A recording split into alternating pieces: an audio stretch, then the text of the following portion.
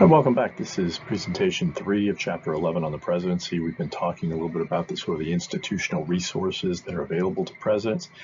We're going to continue that discussion and talk a little bit about how executive authority has expanded over the course of the 20th century and how executive authority has become more contested in more recent times. So the president's party, the president is, as the nominee of the party nationally, the one person that kind of represents all Democrats or Republicans. Presidents command a certain amount of deference from other party members. They generally, if you look at what happened recently with Donald Trump, he decided that Ronald McDaniel, the chair of the Republican National Committee, who he kind of helped get in that position, I believe, and who certainly had been quite subservient to his wishes, nevertheless wasn't enough for him because she refused to cancel debates and basically just coronate Donald Trump, and therefore he forced her resignation and had her replaced in the leadership with a guy that was the head of the North Carolina Republican Party, much more kind of amenable to Trump.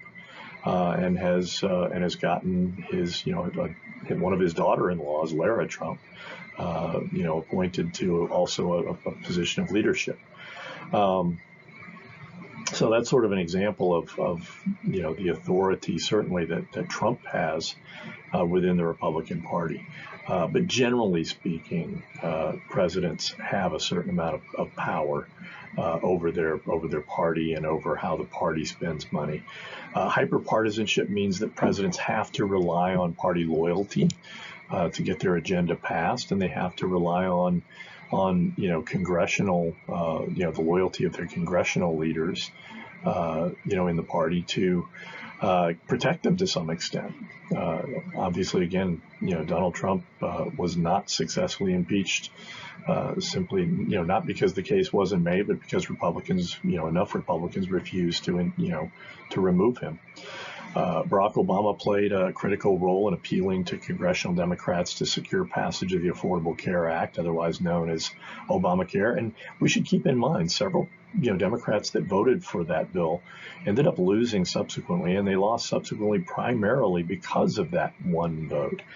And so again, the point is that sometimes in politics you have to recognize there are some things you're going to do that can cost you your career, and the question is it worth it? And a lot of Democrats who lost that election after in 2010 in the midterms said it was worth it to them. So that's, I think, a healthy thing to see, where someone is willing to say, the preservation of my political career is less important than what I think is best for the country. And again, obviously, if you're a conservative, you're more likely to disagree with that. Then again, you don't see too many Republicans, doing things that, especially in confronting Donald Trump. There have been a handful, and again, they've been primaried out or they've resigned because they, Trump has enormous control over that party right now. Trump was, again, as president, Trump was successful in cutting taxes, but couldn't do much else, and ultimately failed in repealing the Affordable Care Act. Again, because he could not command the absolute loyalty of congressional members, and in particular, John McCain, killed any attempt to repeal the Affordable Care Act. Divided government, again, frequently means that one or both branches of government are controlled by the other party, and presidents have to be more careful, and they have to recognize that their agenda is not going to go forward unless they can get the support of members of the other party, and that simply hasn't happened in the last 20 years or so. It happened, the last couple of times it's happened. It happened under Reagan for a while, and it happened under Clinton to some extent. The first spouse, the president, is both head of government and head of state. Head of government refers to the authority that presidents enjoy as leaders of the federal government. Head of state, on the other hand, means that you are the sovereign manifestation of the state. Presidents' spouses often kind of fill in that head of state ceremonial function in ways that reflect the apolitical aspects of the presidency. So first spouses often perform ceremonial functions and usually adopt a cause, for their office to advocate. Betty Ford took up the cause of breast cancer. Rosalind Carter advocated for mental health. Nancy Reagan's Just Say No campaign focused on drug abuse. Barbara Bush focused on the issue of literacy. Hillary Clinton was far more political, and that made her far more controversial. Laura Bush advocated for children's education. Michelle Obama advocated for children's exercise programs. And Melania Trump, initially, it looked like her big cause was going to be bullying, which was deeply ironic. But she ultimately came up with this idea of Be Best, public awareness, focusing on youth well-being. Jill Biden has continued her career as a community college professor and presumably will advocate for expanding educational opportunities. So who are America's presidents? The one thing we know, gender-wise, they've all been men, all 45. There's only been one black president, and that was, of course, Barack Obama. There have been 19 Republicans and 17 Democrats. The dominant occupation has been lawyer, followed closely by military leader. Also, teachers are number 3, ironically enough. If you look historically at this slide, the median age or the mode is certainly in the early 50s or mid 50s. But now, of course, we've elected a president who was in his late 70s, and if he is reelected, he would be 82. And Reagan, and Trump himself is now 77, would be 78 when he gets put into office if he were to win in 2024. So, again, these are interesting statistics. Presidential power grew, expanded significantly over the course of the 20th century. Congress was the dominant political institution in the 19th century. Over the course of the 20th century, political incentives emerged for presidents, again, that this phrase, to be seen controlling and in control of political events. And again, what are some factors that cause this? One, presidents, the United States became a global power around the turn of the 20th century, but also increasingly domestic politics, the federal government began to play a greater and greater role in terms of regulating an industrialized economy, and in trying to protect consumers and protect the environment and protect the rights of previously stigmatized minorities. All of those things raised the profile of presidential power, and also to some extent introduced a level of controversy to the federal government's actions, which is why you see so much hostility to the government, the federal government these days, to big government, if you will. The expansion of presidential influence resulted from efforts by successive presidents to enlarge the power and scope of the office to respond to serious challenges confronting the nation. Of course, obviously, when you think about it, World War I, and then World War II, and then the Cold War, and then you get the civil rights campaigns, environmental regulation. These are sort of all the big events that really led to that initial expansion, to the point where you get to the 1960s and presidential power is sort of at its apex. From that point forward, presidential power has to some extent receded. So presidents can expand the power of the office in 2 ways. One is going public, and 2 is taking steps to reduce their dependence on Congress and assert greater levels of independent governing and policymaking authority. There is also the reality that, if presidents can lead Congress, that can also be probably the most constitutionally palatable way for presidents to exercise power. Again, hard to do in this day and age. Going public, again, in the 19th century, it was considered inappropriate for presidents to engage in personal campaigning. That smacked of personal ambition, and in that period, that was just viewed as really gauche, if you will. There were three pioneers in sort of the the early days of going public. Theodore Roosevelt was the first to use the bully pulpit to advocate for progressive era reforms. Woodrow Wilson used modern public relations strategies to campaign for a turn of public opinion towards U.S. entrance into World War I. A lot of people viewed that as a straight-up propaganda campaign. And of course, Franklin Delano Roosevelt, in the early days of the Great Depression, used fireside chats to reassure the public during the depths of the Great Depression. So every president since FDR has tried with varying degrees of success to craft a public relations strategy emphasizing their strength and the popularity of their policies. Some presidents like John F. Kennedy excelled in press conferences because of their good looks and quick wit.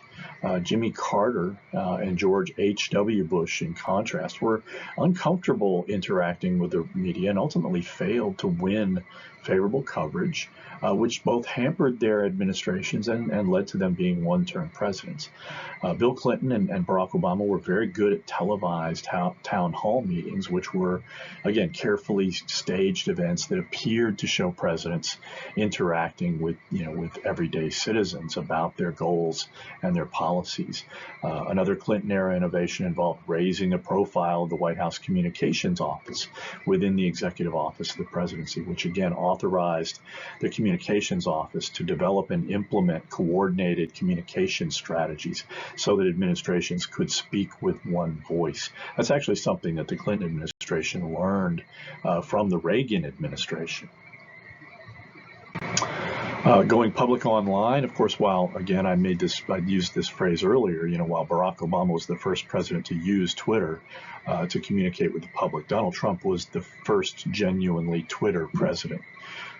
Trump successfully used Twitter, or X these days, in a unique fashion, tweeting several times daily, often tweeting highly controversial and misleading claims and guaranteeing that he would effectively dominate that news cycle.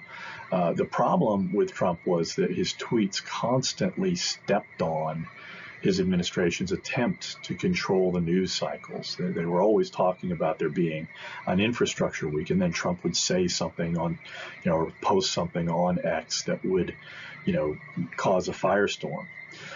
So by 2020, Democrats had recognized the value of social media platforms and made extensive use of social media, including YouTube, X, Facebook, and Instagram. In August 2020, the major social media platforms announced a partnership to guard against misinformation and foreign affairs to manipulate American elections. That has recently come under investigations, and now there are accusations by congressional Republicans that some of these social media platforms were being intimidated by the Biden administration to basically squelch the voices of conservatives. Most folks that are being targeted by that group basically say, no, we're just simply trying to point out misinformation. Again, your mileage may vary depending on your ideological perspective. The limits of going public: some presidents have made effective use of popular appeals to advance their agendas and overcome congressional opposition. But other presidents have found that popular support has not been a firm foundation for presidential power. For example, George W. Bush maintained a 70% approval rating for more than a year following the 9/11/2001 attacks. However, by the end of 2005, Bush's approval ratings had dropped to 39% as a result of the growing unpopularity of the occupation of Iraq. Barack Obama's approval ratings fluctuated from a high of 76% in 2009 to a low of 36% in 2014. But Obama ultimately left office along with Bill Clinton and Ronald Reagan with relatively high approval ratings. Once people recognize they're a lame duck and they're on their way out, they were like, well, he didn't do that bad. So presidential approval ratings appear to follow a relatively predictable pattern, with a honeymoon period, yielding recognition of mistakes or inability to carry out on campaign promises, leading to lower approval ratings. And you either get a rebound at the end as people see you leaving, and say, well, he didn't do that bad, or you go out, really with terrible approval ratings. The administrative strategy, again, the rise of the administrative state. When you look at that earlier presentation where I talked about all the different administrative agencies in the office of, or within the office of the presidency, that has enhanced the administrative capabilities of presidents in three ways. First, it increases administrative capacity and has augmented the reach and power of the executive office of the president. Second, a strengthened executive office of the president has increased the White House control over the federal bureaucracy. And third, a more robust administrative capacity has enabled presidents to achieve through executive orders what they could not achieve in the face of increased gridlock and partisan opposition. This is something that Obama pointed to during one of his State of the Union addresses, when after they had lost control of the House and the Senate midterm, the 2010 midterms, I think they actually still had control of the Senate. He basically said, well, you guys have the House, but I still have a phone and I have a pen. I can issue executive orders, I can veto things that you're trying to force down my throat, and I can call people and I can change policies. So from the humble beginnings, the executive office of the presidency, it began in 1939 with 6 administrative assistants. Now there are several hundred employees today. In addition, some 2,500 individual staff, several EOP divisions, increased White House staff dramatically increases, again, the president's capacity to gather information, plan programs and strategies, and communicate with with constituencies, and to exercise supervision over the executive branch. And again, the critical nature, the Office of Management and Budget, the OMB, is one of the critical instruments for the president's control over federal spending. And again, that's one of those things that's often overlooked in the daily headlines. But the day-to-day management of the executive branch the OMB is a powerful lever for presidents to pull. The OMB has the capacity to analyze and approve all legislative proposals, not only budgetary requests emanating from all federal agencies before being submitted to Congress. OMB has auditing capacity. They can force executive branch agencies to open their books, which greatly strengthens the president's hands in controlling the flow of money and the shape and content of national legislation. The OMB can basically control the rate at which federal agencies are spending money, especially in times when, again, you're about to have, a debt ceiling fight or something like that. So that's it for this presentation. When we come back, we will do our fourth and last presentation on Chapter 12 or Chapter 11. I will see you next time.